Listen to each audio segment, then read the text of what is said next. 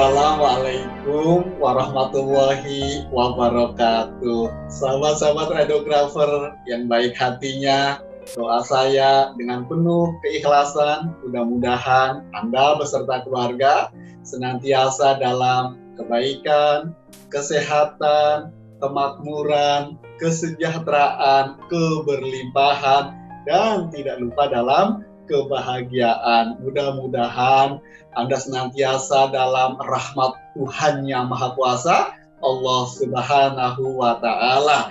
Dan pada kesempatan kali ini mohon izin saya kembali, Mas Hari Ali, dapat menjumpai Anda di channel Radiologi Top, yaitu tempatnya belajar radiologi di Indonesia. Sahabat-sahabat radiografer yang super. Sebagaimana kita ketahui bahwa perkembangan teknologi radiologi luar biasa dahsyatnya ya, terutama teknologi CT scan sekarang tidak lagi menjadi dominasi kaum perkotaan. Di beberapa kota kabupaten juga sudah tidak sedikit lagi yang memiliki fasilitas CT scan.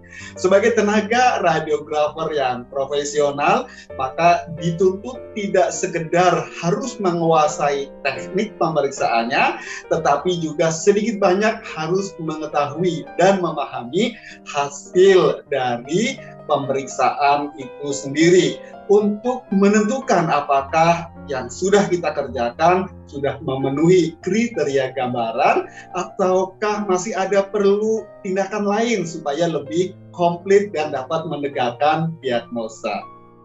Untuk itulah, maka pada kesempatan kali ini kita akan fokus membahas tentang tema brain CT ya, atau CT otak atau CT kepala. Sahabat-sahabat radiografer yang baik hatinya, untuk Anda yang baru menjumpai channel ini, bila Anda ingin belajar tentang radiologi, silakan Anda simak konten yang sudah berisi ratusan. Mungkin bisa Anda teliti, Anda periksa, bila ada kecocokan materi dan mungkin Anda tertarik lebih lanjut untuk belajar, saya persilahkan Anda untuk subscribe dan menekan tombol loncengnya.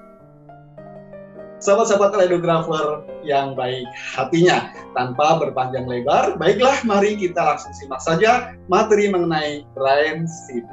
Ya, marilah kita bersama-sama mempelajari materi kita pada kesempatan kali ini, yakni brain CT.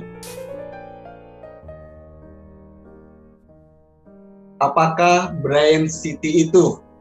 Sahabat-sahabat radiografer yang keren, peran CT scan itu sangat dominan terkait dengan diagnosa stroke. Dalam hal ini masuk kategori gold standard ya, atau standar emas dalam diagnosa penyakit stroke. Kenapa? Karena melalui CT scan maka dapat dijumpai gambaran stroke ischemic. Dalam hal ini nanti akan muncul gambaran infark dan emboli. Selain stroke ischemic, CT scan juga dapat menunjukkan gambaran stroke hemorrhagi. Di sana nanti akan bisa kita melihat stroke yang terdapat pada intracerebral, intraventrikular, dan subarachnoid. Itulah beberapa peran dari pemeriksaan CT scan, terutama brain CT. Nah, sahabat-sahabat radiografer, kalau Anda lihat di layar monitor, maka ini merupakan contoh dari gambaran brain normal ya, atau normal head CT, gambaran CT scan kepala yang normal. Untuk kita bisa mengetahui bahwa kita akan meneliti apakah pada pasien tersebut mengalami sesuatu gangguan atau tidak, maka terlebih dahulu seorang radiografer harus mengenali seperti apakah gambaran dari contoh CT scan yang normal. Tentu saja beserta dengan struktur-struktur penting yang melingkupinya. Nah, oleh karena itu, mari coba kita lihat bersama CT scan normal. Nah, ini dia salah satu contoh potongan aksial pada Brain City. Ini adalah lokasi dari lobus frontalis. Anda perhatikan seperti yang ditunjukkan pada garis warna merah. Kemudian garis berikutnya menunjukkan lobus parietal. Sahabat-sahabat radiografer yang baik hatinya, di manakah letak gyrus? Ini dia. Bisa Anda perhatikan lokasinya? Kemudian yang berwarna hitam pada lekukannya itu disebut dengan sulcus. Selanjutnya adalah batas gray matter and white matter. Kita lanjutkan.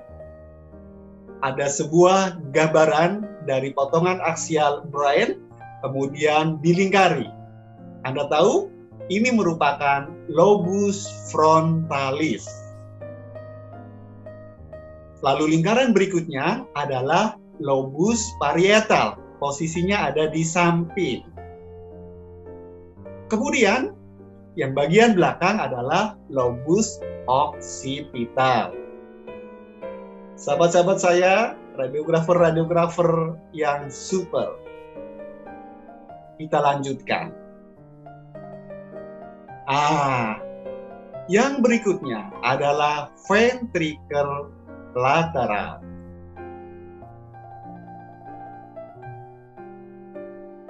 Kembali ada gambaran lobus frontalis, ada lobus parietal, ini adalah lobus temporal, kemudian ventricle lateralis, cornu posterior, dan ada plexus choroideus. Kemudian yang paling bawah adalah lobus occipital. Inilah beberapa contoh dari penamaan normal CT scan Brain City. Sahabat-sahabat radiografer, mari kita lihat ventricle lateral, cornu anterior dengan plexus choroideus.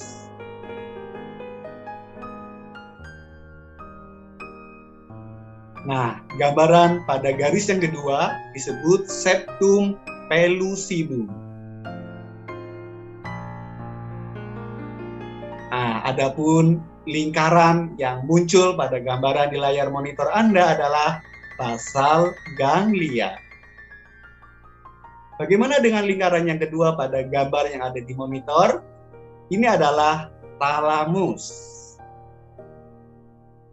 Nah, kemudian seperti pada gambaran sebelumnya, ini merupakan ventricle lateral, cornu posterior, dan plexus choroideus. Baik, kita lanjutkan sahabat-sahabat radiografer, belajar kita tentang Brain City. Nah, pada garis merah ditunjukkan anatomi dari ventricle 3. Kemudian ada kapsul internal. Yang ini adalah cisterna ambient. Kita lanjutkan. Masih lobus temporal ada di sisi kanan maupun di sisi kiri. Nah, kemudian gambaran berikutnya, garis yang pertama ditunjukkan mesencephalon. Selanjutnya adalah cisterna quadrigemina. Nah, gambaran berikut adalah pons. Selanjutnya merupakan cerebellum. Ini masih pon dengan gambaran yang semakin nyata jelasnya. Nah, berikutnya adalah ventricle 4. Dan di bawahnya lagi adalah kembali muncul gambaran cerebellum. Sahabat-sahabat radiografer yang baik hatinya, seperti apakah gambaran CT scan pada stroke ischemic? Area hipoden sesuai daerah vaskularisasi otak, semakin kronis, lesi akan semakin hipoden. Pada lesi akut, sering CT scan masih terlihat normal, maka perhatikan klinisnya. Bila hipodens cukup luas dan berbentuk baji dan terkadang disertai midline shift, maka itu menunjukkan sebagai stroke emboli. Sahabat-sahabat radiografer, ini adalah contoh dari edema cerebri diffus. Sulcus gyrus menghilang, batas gray matter dan white matter kabur atau menghilang. Adapun ventricle menyempit, gambaran cisterna quadrigemina menyempit atau malah menghilang. Berikut di layar monitor Anda adalah contoh gambaran potongan aksial dari CT kepala yang menunjukkan hidrosefalus. Ukuran ventrikel melebar, ujung tumpul. Bila terdapat area hipoden pada cornu ventricle lateralis, menunjukkan proses sedang akut. Sahabat-sahabat radiografer, sekarang kita menuju pada gambaran foto berikutnya. Nampak sebuah lesi hiperden di lobus occipital kiri dengan volume ukurannya adalah 2x3 kemudian kali 4/2 ya, kurang lebih sama dengan 12 cc. Jarak dari kalvaria kurang dari 1 cm. Gambaran berikutnya adalah lesi hiperdens pada talamus kanan disertai perdarahan intraventrikular pada ventrikel lateral, ventrikel 3 dan ventrikel 4 disertai hidrosefalus non-komunikat. Nah, berikut kalau Anda perhatikan merupakan contoh perdarahan pada pons. Ya, ini daerah sini adalah pons. Sebagaimana tadi pada awal perjumpaan kita sudah kita bahas. Nah, kalau ada nampak gambaran seperti pada layar monitor Anda, ini menunjukkan perdarahan intraventrikel dengan hidrosefalus non-komunikat. Berikut ini adalah perdarahan cerebellum kiri dengan ukuran 4x3 berapa nampaknya belum terlihat, yang menyebabkan kompresi ventrikel 4 dan menyebabkan hidrosefalus non-komunikat. Sahabat-sahabat radiografer, yang di layar monitor merupakan gambaran hiperdens pada ruang subarachnoid dengan edema cerebri diffus sesuai gambaran subarachnoid hepatom ya, SAH. Nah, bagaimana kalau muncul gambaran seperti ini?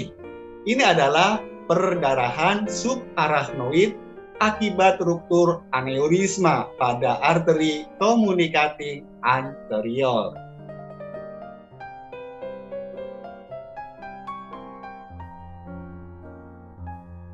Sahabat-sahabat radiografer yang baik hatinya, inilah contoh dari potongan aksial dari CT scan kepala yang menunjukkan gambaran epidural hematom.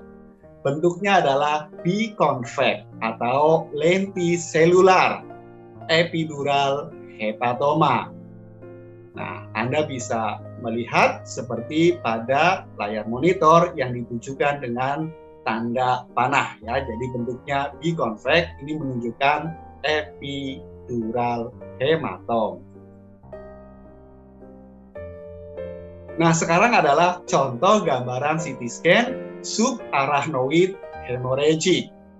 Ya, Anda bisa perhatikan high density blood ya pada arah panah ini. Nah, di titik inilah yang disebut dengan subarachnoid hemorrhagic. Kalau yang ini adalah contoh dari subdural hematom. Ya, yang seperti ini putih ada di samping dari tulang-tulangnya. Ini menunjukkan contoh dari subdural hematom. Nah, ini merupakan contoh gambaran stroke hemorrhagic. Lihat tanda panah yang warnanya lebih putih ini, inilah contoh dari gambaran stroke hemorrhagic. Nah, ini adalah khas gambaran dari hidrosepalus.